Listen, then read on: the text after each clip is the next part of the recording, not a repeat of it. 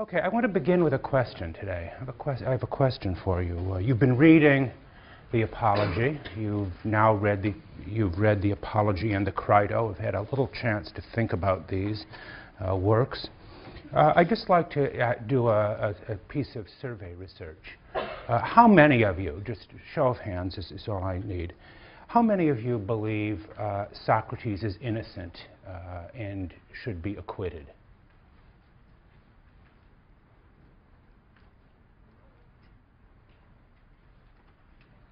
Okay. And how many of you believe he is guilty and more or less got what he deserved? Higher, please. Okay. Not exactly the same proportion, I think. Somewhat a greater number believe in his innocence than in the Athenian jury, obviously. But let me just ask you in the brown shirt, just curious, why do you think he is innocent and should be acquitted? Well, I felt that he outlined his defense fairly well Mm-hmm. in terms of what he had Yeah. done. It seemed to me that the accusations that were brought against him were based more on personal grievances and grudges, as the politics in that time Mm-hmm. oftentimes was decided, and not exactly by concrete charges. Okay. And I noticed you had your yes. Why did you believe he was guilty and got what he deserved? Well, what is the sense I got from reading is that what is just isn't some abstract, definition. What is just is what society agrees is just. And I mean, he was going against people who had the authority to Mm-hmm. define words. Like in the case of Socrates, as in the case, I think all things is what is just is whatever society says is just, and society says what he did was unjust. Okay. I think he did the morally right thing, but he did the unjust thing. Okay. So, as Lincoln once said, both of you can't be right. Neither of you may be right, but both of you can't be right. So, this is a question that I want to continue today, to consider what the trial of Socrates means. And I want to begin by going back to a problem or a paradox that I ended the class with last time. That is to say that Socrates proposes, a new conception of what it is to be a citizen. He opposes, we have seen, the traditional, you might say, Homeric conception of the citizen, certain notions of citizen loyalty and patriotism, created, shaped by the poetic tradition going back to Homer. He wants to replace it with a new kind of, I want to call it rational citizenship, philosophical citizenship, a view of citizenship that, again, relies on one's own powers of independent reason and judgment. And in the course of argument, and in the course of defending this point of view, Socrates says in an interesting passage that he has spent his entire life pursuing private matters rather than public ones, and has deliberately avoided public issues of politics. And that raises a question: how can a citizen, how can this new kind of citizenship that he is proposing, how can any kind of citizenship be devoted just to private matters and not public? Citizenship seems to require even the public sphere, the public realm. What does Socrates mean when he says his way of life has been devoted almost exclusively to private rather than to public matters? Well, the first thing we might think about is whether that's entirely true, whether he's being entirely candid with his audience. After all, the kind of investigations, the kind of interrogations that he has been pursuing since going to the Delphic oracle and then following at least his interpretation of its mandate. These investigations of the politicians, the poets, the craftsmen, and the like, he says, these have been carried out in public. He has gone around in the market and in the open and in the public forum, questioning and interrogating and obviously making a variety of people look foolish.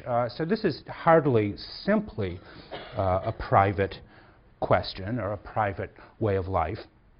But perhaps he means simply that by pursuing a private life, that again he's going to rely almost exclusively on his own individual powers of reason and judgment, not to defer or rely on such public goods as custom, as authority, as tradition, things of this sort. But I think Socrates means more than that, more than simply he wishes to rely on the powers of private, individual judgment. When he says that his way of life has been private, he means that he has pursued a policy of let's call it, principled abstinence from public life. Socrates is a great abstainer.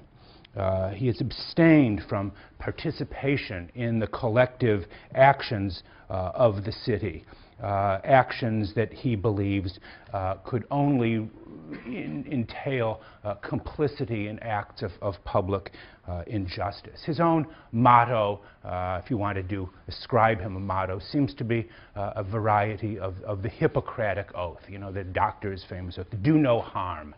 And to do no harm, he has required of himself a kind of principal abstention from public life. If George Bush described himself not long ago as the decider, we might call Socrates the abstainer.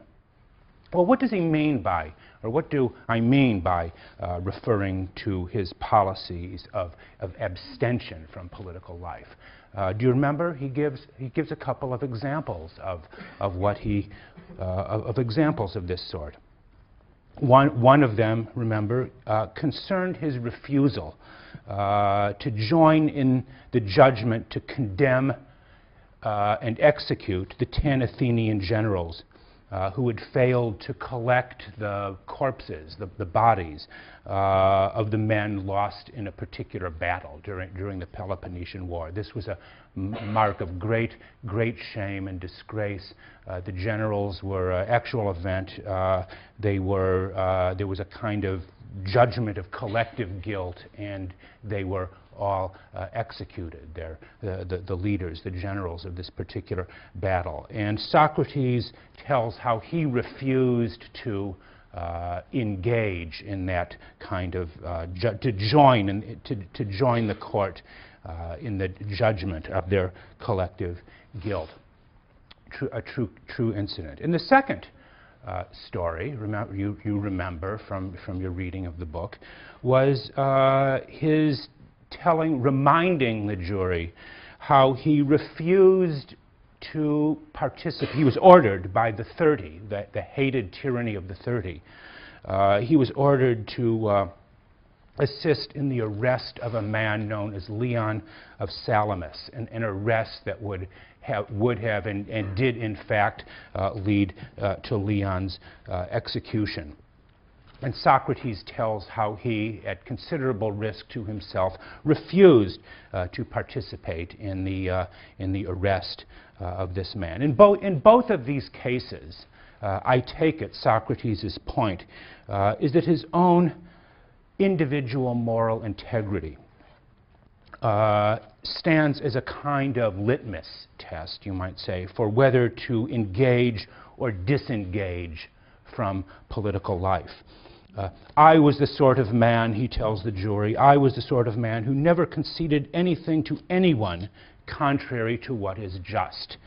No doubt also reminding them of his, again, his refusal to bow to the 30 tyrants in the case of Leon of Salamis. But this raises, I think, the central or a central point about Socratic citizenship, or Socrates' view of citizenship. This kind of principled disobedience to the law, something like Thoreau's model of civil disobedience. Does this policy of principled disobedience, you might say, vindicate or indict Socrates of the charge of corruption and impiety that has been brought against him? Can a citizen, he affirms, I will ask though, can a citizen put his own conscience above the law, as Socrates seems to do? This is a problem that we will see